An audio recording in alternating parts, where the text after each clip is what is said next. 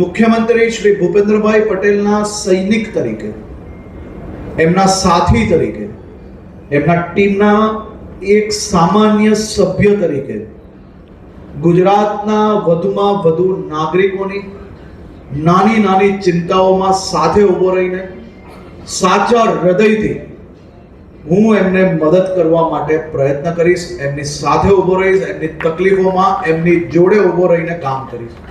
અહીંયા બેઠેલા મોટા ભાગના લોકોને ખબર છે કે હું સામાન્ય કાર્યકર્તા હતો ત્યારે રોડ પર ચાની લારી પર લોકોને મળતો હતો, ધારાસભ્ય હતો ત્યારે હું ત્યાં મળતો હતો, ગૃહમંત્રી હતો ત્યારે હું રોડ પર ઉભા ઉભા બી લોકોને મળતો હતો, અને ઉપમુખ્યમંત્રી તરીકે બી તમારો હર્ષ એ જેવો હતો એ જ રીતે તમને મળશે. સત્તાએ મગજ પર નસો ચડાવવા માટે નથી, પરંતુ હું અહીંયા મારી શહેરના અને મારા વિસ્તારના નગરજનો જ્યારે આવ્યા ત્યારે હું એટલા માટે કહેવા માંગુ છું કે આજે મને આ જવાબદારી મળી છે.